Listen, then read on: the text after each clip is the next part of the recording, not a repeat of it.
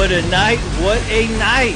So, what'd you think of that new Kids on the Block movie? Oh man, you know what? I thought it was pretty crazy, especially the fiasco I had to go through tonight to even see this film. Because let me tell you, this film wasn't even on my radar until you guys were starting to talk about it. And then Corey was like, all right, whatever goes on this week, we have to do a One Direction review. We just have to, period. It has to be up by Friday. Luckily, a new One Direction movie is coming out this week. Yet, in this series of concert films about teeny bopper artists, we had the Jonas Brothers movie. Never saw it. I saw that one. We had the Miley Cyrus movie. Never Didn't saw see that one. We had the Justin Bieber movie. Never saw that one. And now the latest sensation is One Direction, all the way from England. A totally, absolutely, confessional, manufactured group by Simon Cowell.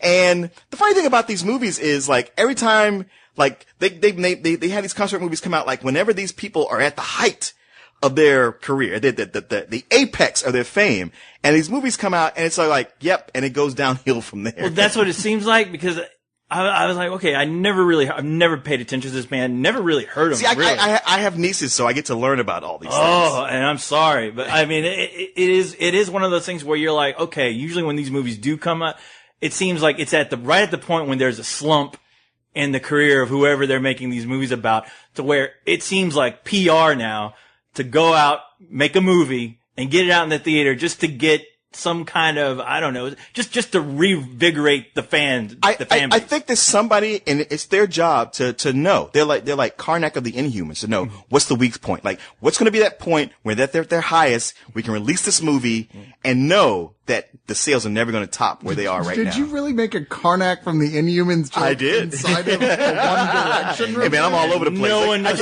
I can do these things. Everyone's looking up Google right now, or Wikipedia. But, out of all the movies, I was hoping that we'd all get to see it, except Cyrus over here just refuses. Yeah. Where I was like, look, I've never seen any of these band movies before. Me neither. I've just been lucky. With a kiddie band. Well, yeah, the preteen, whatever you call them.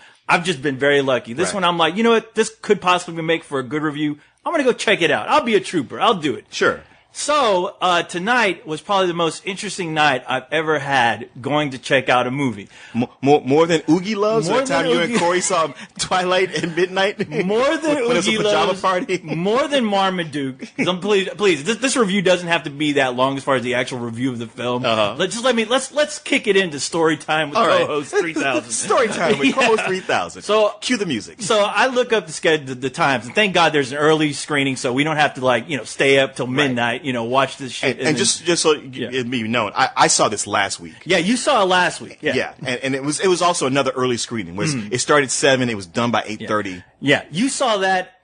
I was about to see it with you until Cyrus told me that there's a Grandmaster screening, and I was like, all right, fuck that. I'm gonna go see martial arts. I'm gonna go see martial arts. I'm gonna go see people kick each other in the head. Yeah, that's more my taste. So I was like, all right, thank God there's an early screening. I go to it already kind of nervous just at the fact that you're going by yourself. I'm going by myself, and I know I'm going to get some kind of look or reaction from the people who are selling me this ticket. Yeah. And shockingly enough, that happens.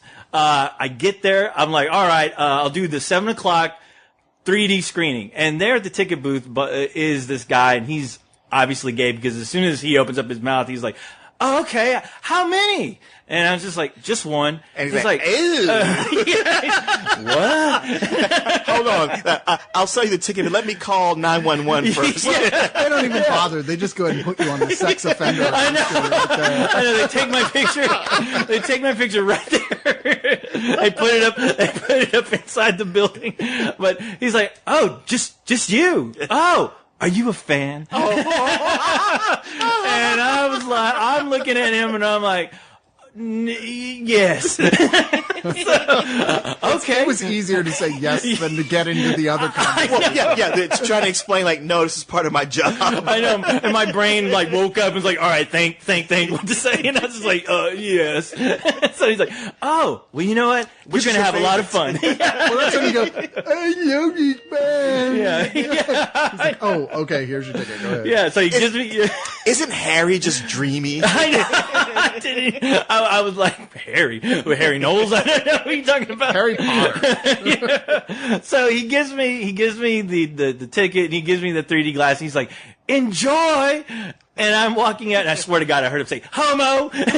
What? No, that's a joke. So I'm walking in, and I'm like, all right, it's one of these movies, and usually when I could tell I'm going to get bored at a certain film, I got to find something to keep me busy. Sure. So I went to the snack bar, got a cherry Coke and a hot dog. Cherry Coke. Cherry Coke, that's right. And I get... They're eating this hot dog slowly. Smallest bites possible. It's the only time I ever chew my food. Yeah. Were you lovingly sucking on that hot dog? It's like, I don't want it to go to waste. You gotta hold it in your mouth for a while. Get all the flavor. You gotta cradle the back of the bun. I was at the concession stand trying to keep myself busy there. Like I was chef co-host with the hot dog, like putting in little bits of mustard, rotating the hot dog, finding the relish, putting it evenly across. Do you have any onion? I mean, that would really make this. No, purple onions. Yeah, do you have purple? The whites are too spicy. I will wait until you guys bust out the purple onions, chop them finely, because that's how I like them minced. That's how I like them minced. And I'm going to wait here. So I get the food. I go give my ticket, and this girl looks at me like, okay, One Direction. It's down that way. And she just gives me this kind of odd kind of look like, okay. And I'm just like, oh shit, here we go. So I'm walking down, I see the One Direction, I open up the doors. I walk in. As soon as I walk in, there's a guy standing there, a manager, talking to these two preteen girls that will not shut the hell up. And I could tell he's been standing there, just hearing them talk about One Direction and what their favorite songs are. And I heard this. As soon as I walk in, this guy turns around and he looks at me. And he looks at me up and down like, and he gives me this look like, just confused, like, what the hell are you doing here? And I'm just like, hey, how's it going? I walk past him, and as soon as I get in, I look at the audience. It's a bunch of teenage girls. Yeah. I don't see a single adult. All of a sudden, I'm trying not to drop my hot dog. My relish is like dripping on the floor. Oh yeah, it was your relish. You do know how this sounds, right? Splooging all over my shoes. I see a seat like way in the back. It's like I'm gonna sit way in the back up at the theater, just so I can avoid these people judging me. I'm practically running halfway up, about to trip, until I hear a gang of girls go, "Look! Ah!" Everyone starts screaming. I turn around. They thought you were Zayn. They did. They totally did. Yeah, that seems like a resemblance. I'm like, what the hell? And I thought there was somebody behind me, like maybe one of their girlfriends or something came in. But no, they're staring at me going, oh, yeah! Woo! They get up. It's like, you are the coolest, most amazing dad ever! And I'm there with my hot dog looking around like, I don't have any kids. Who are they talking to? They're like, yeah! And then one girl goes, I wish you were my dad! Woo! We can work with that! Yeah. So they're screaming like, yeah! Standing ovation, I shit you not. Wow. And I'm standing there looking like Ash from Evil Dead 2 with my hot dog in one hand, my cherry coke in the other going, no! So, I was trying to remember the scene in Evil Dead 2 where Ash had movie theater concessions, but I get what you mean. Yeah. So as soon as I think that's crazy enough, what happens? I start to see flashes of light, and I'm like, oh god, and they are taking pictures of me with their cell phones, excited, like cheering, go woo! And I'm just like, oh no, oh god, no. Oh, you were so good on a sex offender website. I'm so fucked. And I just kind of like, okay, nervously I run up to the seat and I sit down and I turn around. These two teenage girls turn around and look at me. And they kind of start to wonder, where are his kids? Like, and then one of the girls looked at me and she looked at me and she was like, are you a guy directioner? And I was like, what? what? Oh, Jesus. There's a term for it? Yes, apparently there's a term, and I was like, okay, what is this? It's their equivalent of a brony. Yeah, exactly. And I was like, I had to ask her one more time. Let me make sure I'm saying this right. Yeah, a guy directioner. And I was like, okay, is that the guy version of a fan? She's like, yeah. And I was like, no, I'm a movie reviewer. Oh, no, you did not say that. I did. I would rather say like, yes, I'm a guy director. I thought about it, but the fact that she caught me, I was like, what is this? Who is this that you just called me? And she's like, yeah, it's guy directioner. And I was like, no. So I'm just like, look, I'm just here to review the movie. Please, this is already awkward enough, but if anybody asks, can you guys just say that you're my daughters? So they started laughing, and so I was like, all right, well, you're gonna love this movie. And I was like, so what is this? What's this thing called again? Because I wanted to reaffirm the term. And she was like, the band's called One Direction. I was like, oh, that I know. Right. So anyway, as soon as the movie starts, these girls get up, like stand up and cheer. Like, I mean, it became a concert. As if it was a real concert. Yeah, it became a real concert. That was the experience when I went. It was packed with tween and early teenage girls. Yeah. And for them, it was a real concert to where some of them were screaming, some wanted to get up, others were telling them to shut up. Oh, really? Oh, man. Well, this was no different. The entire movie, they were clapping, they were cheering, they were crying. I really felt like it felt so strange being there. It's like I infiltrated the One Direction hive, and I was like, you know what? Maybe I should just go along with it. Sure. So you stood up and started cheering? I did. I cried too. You know what? There's a point though, when the movie was starting that they started saying this chant. And it sounded like Muad'Dib from Dune. It was like, Muad'Dib. And I was like, I know that. I was like, Muad'Dib. Long live the fighters. And I was like, okay, I got to look this up because they were chanting it. I don't know what it means or what, but. 1D? Is it? Oh, 1D. Yeah. Oh, 1D. okay. Yeah. Okay. I like Muad'Dib. Muad'Dib is No.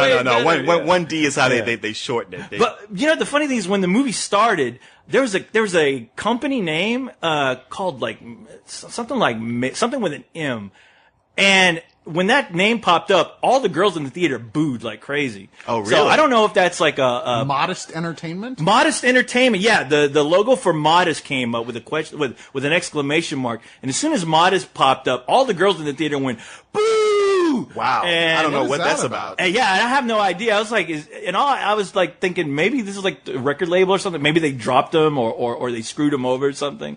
But I'm sure somebody in the comment section will let us know. Maybe. So, but anyway, yeah, this shit was fucking crazy, man. And watching the movie along with this racket was quite an experience. It sounds like it because mine was similar but much more tame than that. I mean, maybe it's because it was so much earlier, and I don't know, but you know, I mean, like I said, it was packed with those girls, and they were going nuts over this shit as if it was a real concert, but not all that. It wasn't a big circus like what you're describing. Yeah, you didn't get cameras and yeah. No, I felt like I was in that fucking band. I was like, I love this. I weep for the future. I don't. I'm gonna go to another midnight screening so I can get that kind of treatment. Yay! Look, bring my fake kids, the kids I kidnapped. Yeah. Now, what I will say about the movie, like I said, it follows in the footsteps of these other movies, except this one is directed by Morgan Spurlock, and you go like, Whore. well, and the thing is, like, you know, Morgan Spurlock got a lot of street cred for Super Size Me, which actually, if you do any, like, just a tiny bit of research, you find out that Super Size Me was, like, really full of a lot of bullshit. Yeah. I was pretty shocked when I saw that name as a director. I was like, really? That's a movie for people who already hate fast food, who want vindication Yes. for hating fast food. Yes, it's so much so that they aren't going to look at how much he fudges the facts. I was like, maybe he's going to treat this like fast food music. Well, and this is he's the gonna say, equivalent. Except here he's like engaged with it instead of like, you know, like his point to tear it down. In fact, this wasn't the first of these movies that he tried to get. He actually was negotiating, trying to get to be the guy on the Justin Bieber movie and the Miley Cyrus film. Okay. He tried to get both those first until he got this one. Whore. Well, I know most of the time his thing is like, hey, if I get a movie like this, then I can make another Super Size Me or whatever those other movies he's done is. The thing is, I will say this, like like, Coach, you haven't seen those other movies. No. This one is the best of those. Like, he brought something to this that those others doesn't have. Like a little bit of flair. Like you know, it's like this time when they were singing and they would like kind of cut, like they just like a quick cut scene where it makes them look like superheroes. Yeah. He would just do like fun things like that within it. I thought that little touches like that were kind of cool, even though this music by no means caters to any of that. Like they had video, like the classic arcade kind of Space Invaders, like characters flying towards the screen. And I was like, it's pretty much like a video game scene in a way where you see these Space Invaders flying through the air when you're watching the film. Yet when you're listening to the song, it's like a love song, and you're like, what does this have to do with anything they're singing about? I will say this, because you know what? Because it's like it'd be easy to come and go like, oh, it's teeny bopper music, and it's McDonald's, and it all sucks, and it's bullshit, and I hate it because I'm an old man, and they don't make music like they used to. Yeah.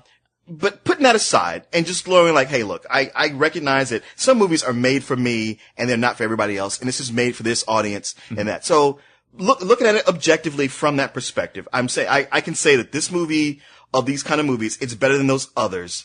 And I looked to find what are things about it. And I found that I like these boys. They were like a lot more down to earth than the Jonas Brothers or Justin Bieber, who all just seem to be just fame whores chasing that.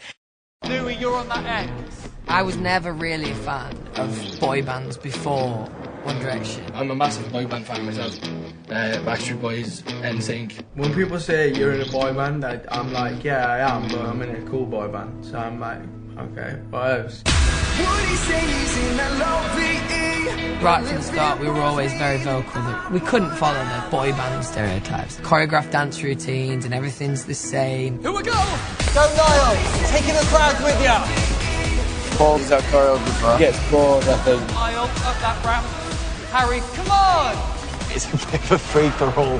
They hate dancing with a passion. And what I found was I was like, I kind of feel sorry for these kids because Simon Cowell just kind of Frankenstein this whole thing together to make them super famous for what's going to be, maybe 3 years, and then they're going to be left to their own devices. Yeah. I like the kids. I like what Morgan Spurlock did with the movie. I liked everything about it except the music. Well, when it came to the music, I was just like, man, I want to like this more. But these songs also, I can't tell one song from the other one.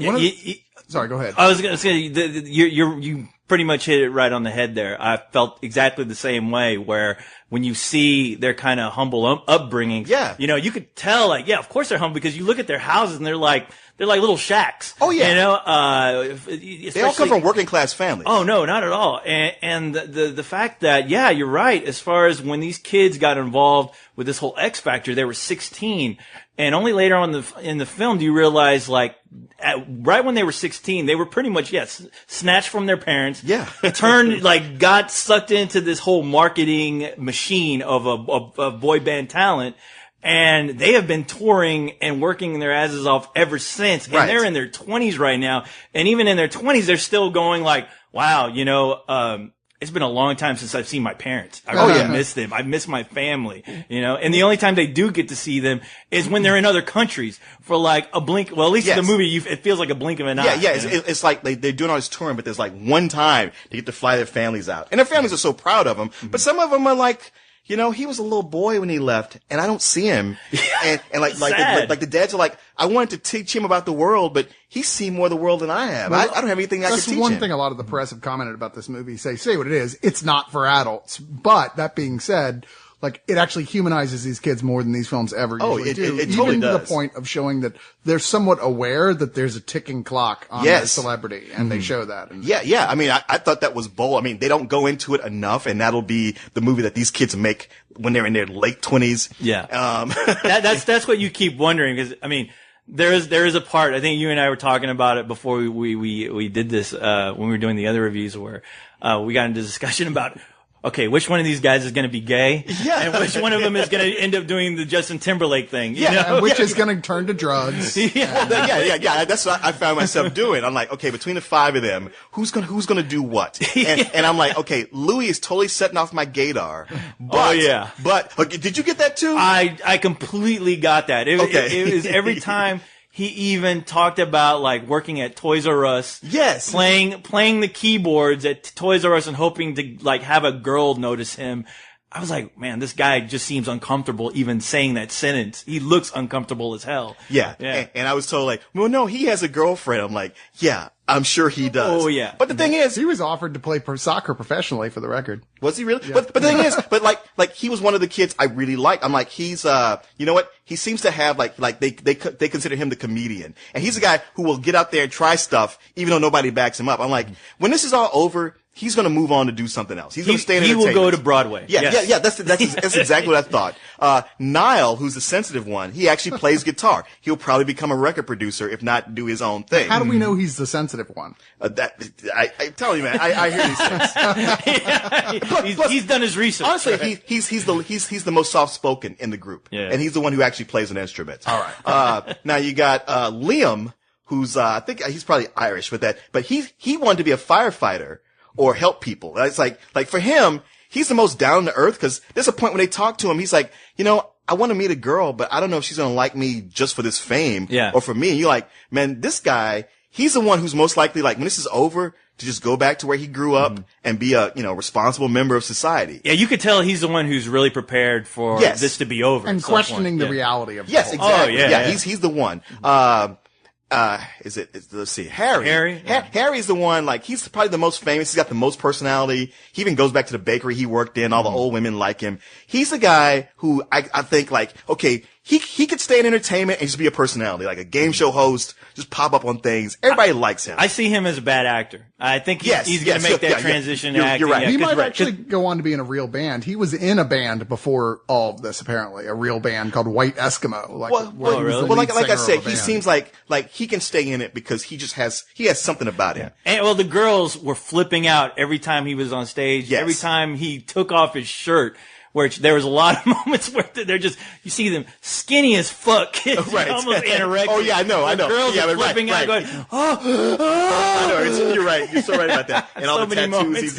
That's the other thing. Like all the tattoos this guy had, I'm like, okay, this guy is probably going to go off, and he's probably going to make himself have a darker image at some point. You know, he seems just like to go in that direction. Now Zayn, I believe he's half Iranian. Mm-hmm. Now he's the pretty boy of the group, and he's the one I'm most worried about. That's the guy who's going to end up having a life of drugs. Yeah, exactly.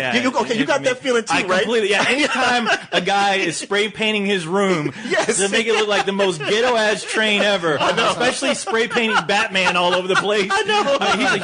He's a huge Batman fan, and it's graffiti and Batman in his room. He's like, now that he's rich, he's like, my mom wouldn't let me paint, so now I just paint all the time in my bedroom with spray paint. It's like, hey, dumbass, you're killing your brain cells. I know. His room looks like one of them trains from Beach Street back in the 80s. But I mean, you know, he's the most confident when he's singing, but he's all about being pretty and singing. I'm like, man, when this ends, he's not going to be prepared for what has to come next. He's most likely, he's the one who's going to be on drugs and singing in hotels. Somewhere. Well, there was a cool moment with it. Cause I'm a sucker for these types of moments where these kids, you know, they have all this fame, they make all this money, and what do? They buy their mom a house. And that was, you know, as much as I've seen that where it's like, oh, it's so cliche of an artist to do that. But hey, it's your mother. It was still kind of heartwarming to see that. Because the sad thing about it is that they had to like communicate on the telephone. Oh yeah. And you're just thinking, wow, you know, the kid is still like, wow, I wish I could see you. I wish I could be there to like, you know, walk you around his house. And you're just like thinking, the mom is crying because it's like, yeah, it seems like I haven't seen you in forever. And I'm just like, oh God, stop. Let's move on to the next scene before I actually have some emotion. Coach, you're totally right. There are those genuine moments. I mean, you get a lot of genuine moments with these kids because, like I say, with the Jonas Brothers movie, it just seemed all about them just trying to go like, look how popular these guys are with teenage girls. Yeah. Look how much our fans love us. Look how much they love us. Hey, look, now we're out in the audience, pretty much pantomiming spraying cum on all these teenage girls. No, there really is a scene like that in the movie. And at the end, you're like, well, what was that? And then with Justin Bieber, it's like, oh, really? He's a good kid. It's like, no, he's a kid raised by a single mom who let her like tiny son go out and sing on the streets with a guitar all day long. He had no supervision. All he's doing is chasing fame. Yeah. This is empty. This is making me sick. It's irresponsible parenting. Yeah. And here it's like, okay, it sucks that these kids are caught up in this thing. And they even, like I said, they realize, they go like, wow, you know what? We're kids and we're having the best time of our lives. What is the rest of our life going to be like? Mm-hmm. It's almost like Marcus Spurlock just like turned the camera off, like, oh shit. they realized. Well, you hope let's move on to the next scene through the curtain with a wizard behind the curtain. It's probably Harvey Weinstein or somebody terrible like that. I love how they describe just their fame and how early they got it as almost like a Benjamin Button scenario. Yeah, that's right. Where it's like, they get all the fame first and then they move backwards into having like a small and very simple life, they hope. But the biggest thing that really blew my mind watching this was seeing all of Cyrus's heroes on the screen proclaiming their adoration about One Direction. Oh my God. Martin Scorsese. What are you talking about? Martin Scorsese shows up. Chris Rock. Yeah, Martin Scorsese shows up with they have to be his grandkids. There's no way it could be his kids, because I'm like, damn, dude, you still pumping out babies. But his grandkids show up and he's there and he's like talking to the guys like, hey, I'm a big fan. Honestly, me and the girls, we switch CDs, but I'm actually a fan of yours. And I'm sitting there going, what the fuck? Yeah, Chris Rock is doing it and you going, you a goddamn lie. You're only here because it was what you had to do to get your kids to meet them. to respect you and to actually like you and for you what don't get on when Morgan Spurlock's sitting there with the camera. This is the movie. You're not like, yeah. Right. I'm just here because of my kids. This isn't music. Well, it's just hilarious because Chris Rock, his mug is all up in the camera going, yeah, I'm a fan. Yeah, so whatever. What do you want to do? You want to fight me? Yeah, I love these guys. So what? He's like, no, you don't. My heroes. I was like, okay, Scorsese. Well, Henry Rollins showed up. Henry Rollins. Yeah. Robert Smith of The Cure was there. Yes. I mean, man, even Joe Biafra from Dead Kennedy. Shut up. He was there with his One Direction banner. I love you guys. Oh, it was I might crazy. have believed you with the first two, but Joe Biafra is where I go. Yeah, no, that didn't happen. Oh man, but other than that, I mean, I guess we can just go on to the rating here. My thing is like with movies like this, I don't know how to review them because even when I did this for the Justin Bieber movie, I was like, look, it's gonna really appeal to the people it's meant for. Yeah. And I'm not one of those people. Mm-hmm. It's hard for me to even slap any kind of rating on this. Just do it. Because I can't tell somebody who's like me, like what they should, how much they should pay to see it. I'm gonna tell them like, don't go see it. If you don't like this music, there's no point in you seeing this. I would hope to think that fans, or just anyone who listens to us can tell, like, as the ratings we give, as far as what we perceive, how much we're getting out of it, as opposed to the people who are really going to love it. So even if you give this like a matinee, to the fans are going to think, okay, that's a full price, or that's even better. It's better than. I know our fans are so hyperbolic. Yeah, well, fuck them. But just give them, give the audience what you feel. Let it come from the heart. Assuming, let's say that you actually liked the music of the band, all right, because that seems to be really the only dividing point here. Is true. Like the music is not my thing. In fact, I think it kind of sucks. The music is shit. Yeah. All right. So taking that out, if you could pretend that you liked the music and just go, okay, let's assume that those scenes, which presumably weren't terribly filmed, the music. You know what? Okay. Under those auspices, I would just give it a matinee. Yeah, I'm right there with you. Matinee easily. I mean, it's something I didn't even have to think about. Movies, but yeah. I mean, it's for what it's doing as far as just showing these kids, at least, how they're basically going through their lives, especially bringing in the whole factor of their families. It's one of those things where I'm like, well, I hope a movie like this gets even deeper. Yet, I had to stop and realize that, wait, it really can't get that much deeper because these kids haven't really lived like real lives. So this is kind of it, it's kind of spelled out for you. But saying that, the music, I don't understand. I don't get it. It's pretty bad. It's where you could say, wow, I was never a fan of New Kids on the Block, but those songs are memorable, catchy. Even some of the 90s boy bands where it's like, okay, there's something a little catchy there I can see, I can understand. This, not at all. I was really trying to find one song to find like something catchy or hooky just to go, okay. There was one song they had, Teenage Dirtbag, which is like the kind of song like I wouldn't even expect them to sing. Yeah. And I was like, okay, I don't like their arrangement, but these are interesting lyrics. Is for that a them to sing. Ramones cover? Well, actually, what it turns out It's a Dead Kennedys cover. It's not It's a B-side. It's not one of their songs. It's something that some other kid made, that like a YouTube video.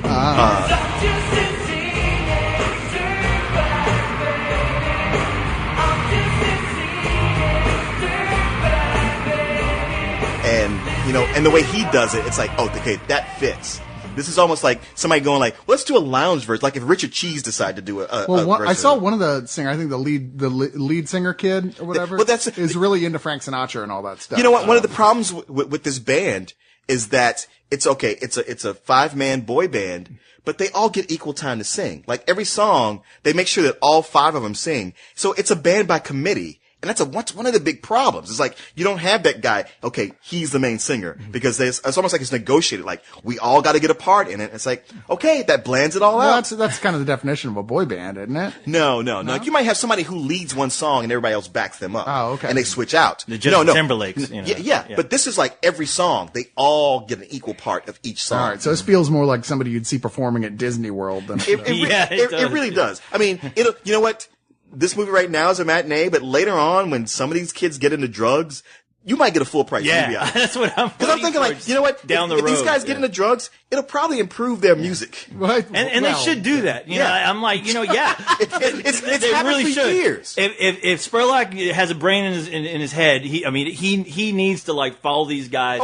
Down the road. I mean, it would be kind of an interesting thesis as far as every the evolution. 5 years. Yeah, the evolution of a manufactured boy band. Sure. And just follow them 20 years from now. No bands anymore. They're just all pathetic. It's like, hey, we caught up with one of them down on the street begging for change. You know, it seems like the one thing this movie was missing was like an animated sequence at the end with like the Ghost of Christmas Future. You know what I mean? Where they're like being shown by the ghost their future. Actually, that would be awesome. It reminded me like something I forgot that's in this movie is like there's just some moments that are off time when they're not singing, they're not performing, they're not traveling, where they just kind of act like Johnny Knoxville and his crew. They just do stunts. They dress up as characters and go out on the street and just pull pranks. They're being fucking guys. Yeah, they're 20-somethings. But endless amount but of when money they do to it, spend. it's actually not bad. Like one of them dresses up as a kind of a roadie who's like seating people who just talk shit about the band just to watch the reaction of the girls who hate him for doing it. It's actually pretty funny. That was pretty funny. But I did feel bad. I was like, man, I hope all these girls that had to have that torment there when they were being seated will watch the film and realize, oh, that was a joke. Right. I'm like, man, these girls are gonna go home and go, man, that was a great concert, except for that fucking asshole that had to sit my ass down. Yeah. But anyway, guys, it's about to be midnight. I got to go to the next screening of this so I can get my picture taken. So it can be on the One Direction feed on Twitter. So yeah, look out for me. Good Co-host is about to hit big. See ya.